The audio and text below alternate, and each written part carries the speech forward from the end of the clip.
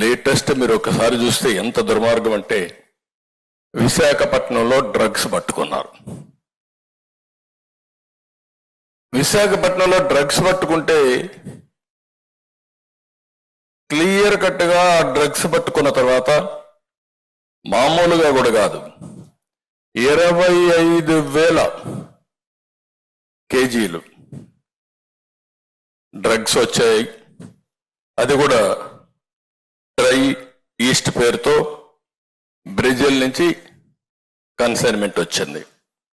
ఇక్కడైతే government CBI వాళ్ళు రాసిన రిపోర్ట్ ఇది. During the process of examination various officers of AP government and port employees gathered at site, causing delay in the CBI proceedings. The representatives of importer informed that there is prediction of rainfall and all his goods might get damaged in rainfall. Hence request to keep the goods inside the container for the day for its safety custody. అటు container తీసుకొచ్చిన వ్యక్తి ఇటు అధికారులు పోయి, ఇది first time కాదు, ఆఫ్ఘనిస్తాన్ నుంచి ఇదే మారుగా 21,000 కోట్ల రూపాయలు విలువ చేసే డ్రగ్స్ వచ్చాయి. అదే మారుగా ఈరోజు రాష్ట్రం మొత్తం గంజాయి ఉంది. డే 1 మనం ఫైట్ చేస్తున్నాం. మనం పోరాడుతూ ఉంటే తెలుగుదేశం పార్టీ ఆఫీసు మీద దాడి చేశారు. నేను 2 రోజులు 48 అవర్స్ ఫాస్టింగ్ చేశాను. మన మీద దాడి చేస్తే మనం ఇచ్చిన కేసు తీసుకోలేదు. మన ఆఫీస్కి వచ్చి డీజీపీ ఆఫీస్ ఎంత దూరం గట్టిగా అరిస్తే డీజీపీకి వినపడొస్తుంది. అక్కడి నుంచి ఆఫీస్ మీద దాడి చేసి వీళ్ళు హ్యాపీగా వెళ్ళిపోయే పరిస్థితి వచ్చారు. తర్వాత మన సీసీటీవీ కెమెరాల్లో ఉండే ఇన్ఫర్మేషన్ మనం వాళ్ళకి ఇచ్చి యాక్షన్ తీసుకోమని కేసు ఇస్తే తిరిగి మన మీద కేసులు పెట్టి మన వాళ్ళు వేధించారు తప్ప వాళ్ళపైన యాక్షన్ తీసుకోలేదు. దానిపైన నేను ఢిల్లీకి వెళ్ళి హోమ్ మినిస్టర్ గారికి వాళ్ళు నేషనల్ లెవెల్లో ప్రెస్ కాన్ఫరెన్స్ పెట్టాం, హోమ్ మినిస్టర్ పంపించాం, అందరికి పంపించాం, అయినా యాక్షన్ తీసుకోలేదు. ఇన్ని రోజులుగా మీరు ఒక్కసారి ఆలోచిస్తే 5 సంవత్సరాల్లో ఒక్కసారి ముఖ్యమంత్రి గంజాయి పైన కానీ డ్రగ్స్ పైన కానీ సమీక్ష చేసిన దాఖలాలు లేవు.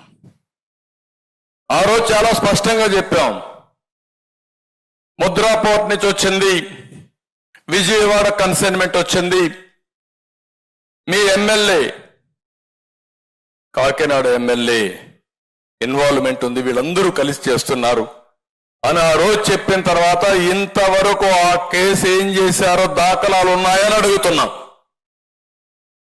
ఇది జవాబుదారీతనం ఉండాల్సిన అవసరం ఉందా లేదని అడుగుతున్నా ఈ ముఖ్యమంత్రిని.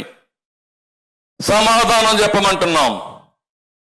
నిన్న ఏదైతే విశాఖపట్నంలో జరిగితే మీరు ఆ ఫోటో చూస్తే వాళ్ళ పార్టీ వ్యక్తి ఫోటో ఏంటి,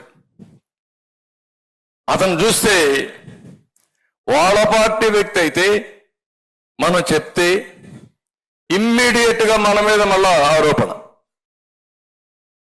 అంటే ఎంత దుర్మార్గం అంటే ఆ ఫోటో మీరు చూడండి. కోనం వీరభద్రరావు, కోనం కృష్ణకుమారి, భోగి సంక్రాంతి కనుమ శుభాకాంక్షలు. ఎవరు ఫోటో పెట్టారు? రాజశేఖర రెడ్డి ఫోటో, జగన్మోహన్ రెడ్డి ఫోటో, ఈ పక్క వాళ్ళందరి నాయకుల ఫోటోలు. ఇవన్నీ పెట్టి మొత్తం మీరు ఒకసారి చూస్తే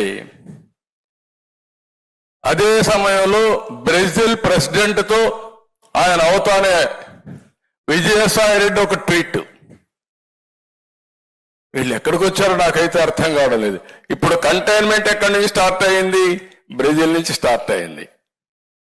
బ్రెజిల్ నుంచి స్టార్ట్ అయ్యింది. వైఎస్ఆర్ కాంగ్రెస్ నాయకుడు ఈ స్టేట్మెంట్ చూడండి, క్లియర్ గా congratulations to Luiz Inacio Lula da Silva on being elected as the new president of Brazil. hoping that the new government will strengthen democracy in the country and put an end to years of divisive administration. Brazil president తో connection ఉంది. గొప్ప నాయకుడు కదా ఆయన, ప్రధానమంత్రి స్థాయి వ్యక్తి ఇతను కాదు, ఇంటర్నేషనల్ మాఫియా. అదే వీళ్ళు చేసే పని. ఆయన నన్ను స్టేట్మెంట్ ఇస్తాడు, నాకు పురంధేశ్వరి రిలేటివ్ అంట, నాకు సంబంధాలంట.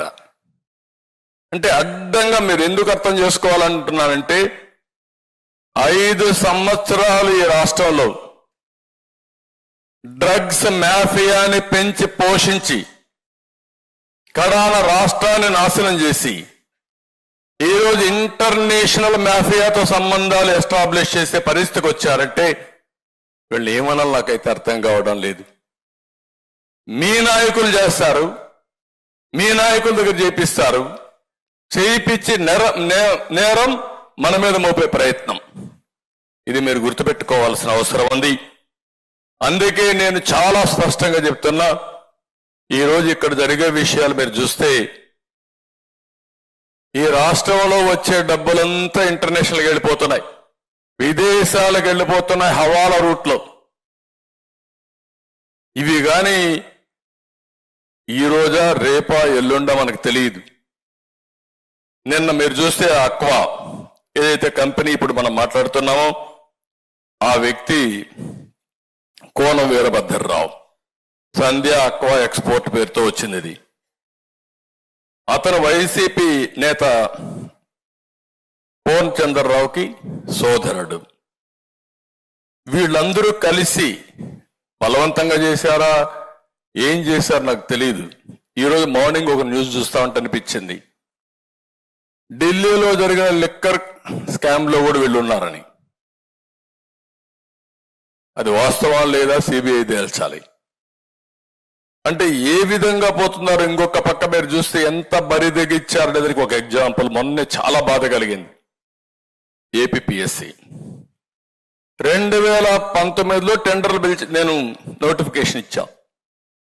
దాంట్లో డిప్యూటీ కలెక్టర్స్ అండ్ ఆల్సో డిఎస్పీల పోస్టుల కోసం అవన్నీ కూడా ప్రాసెస్ చేస్తే మామూలుగా ఇవన్నీ కూడా కంప్యూటర్తో కరెక్ట్ చేయకూడదు, మాన్యువల్గా చేయాలి. ఫస్ట్ టైం కంప్యూటర్గా చేశారు. అది కరెక్ట్ కాదని కోర్టు స్టే చేసి ఆ కోర్టు మళ్ళా డైరెక్షన్ ఇస్తే మాన్యువల్గా చేశారు. ఆ మాన్యువల్గా చేసిన తర్వాత ఫస్ట్ చేసిన మాన్యువల్లో వీళ్ళ మనుషులు రాలేదు. రాకపోతే వీళ్ళకి కావాల్సిన వాళ్ళు రావడానికి మళ్ళా సెకండ్ టైం చేయించారు. ఫస్ట్ టైం చేయించిన దానికి ఎవిడెన్సెస్ చాలా క్లియర్ గా ఉన్నాయి. కర్నూలు నుంచి సెక్యూరిటీ తీసుకొచ్చారు, ఇక్కడుంటే కరెక్ట్ చేసేటప్పుడు భోజనాలు డబ్బులు ఇచ్చారు, ఎప్పటికప్పుడు సమీక్షలు చేశారు. ఇవన్నీ పెట్టడానికి ఒక కంప్యూటర్ కంపెనీకి ఎవాల్యుయేషన్ చేయడానికి, రికార్డ్ ఎస్టాబ్లిష్ చేయడానికి వాళ్ళకు కూడా డబ్బులు ఇచ్చారు, అన్ని చేశారు. ఇంత డాక్యుమెంటరీ ఎవిడెన్స్ ఉంటే ఆ డాక్యుమెంటరీ ఎవిడెన్స్ అంతా అవాయిడ్ చేసి మూడోసారి మళ్ళా చేపించాడు, మనుషులకి ఇచ్చి పోస్టింగ్స్ ఇచ్చేశారు. కోర్టులో 2 సార్లు రాంగ్ అఫిడవిట్ ఇచ్చారు. అంటే మీరు ఒకటి గుర్తుపెట్టుకోవాలి, అల్టిమేట్ గా ఏ వ్యక్తి అయినా సరే ఫైనల్ జడ్జిమెంట్ వచ్చేది కోర్టు ద్వారా వస్తుంది. ఈ రోజు ఒకవేళ న్యాయం డిలే అయినా న్యాయం జరుగుతుంది, పోరాడే శక్తి ఉండాల్సిన అవసరం ఉంది. ఈరోజు అలాంటి కేసు చేస్తే ఇంతవరకు దానికి కూడా సమాధానం. ఇప్పుడు కొత్తగా చెప్తున్నారు మళ్ళీ ఇవన్నీ కూడా ఏ విధంగా డెస్ట్రాయ్ చేయాలనో రికార్డ్స్ అన్ని డెస్ట్రాయ్ చేయడానికి మళ్ళా ప్రయత్నం చేస్తున్నారని ఏపీపీఎస్సీ కూడా పాత రికార్డ్స్ అన్ని ఇవన్నీ కూడా మనం చూసినప్పుడు చాలా వరకు నేను చూస్తే మాధవి కడప నుంచి వస్తా ఉంది. ఆవిడ సి విజిల్ ఎలక్షన్ కమిషన్ పెట్టారు, గన్నవరం వచ్చింది, చూసిన తర్వాత వదిలేసేది కనపడింది ఆవిడకి. ఆవిడ సి విజిల్ కోసం యాప్ ఓపెన్ చేసింది, వచ్చేసారు పేటిఎం బ్యాచ్.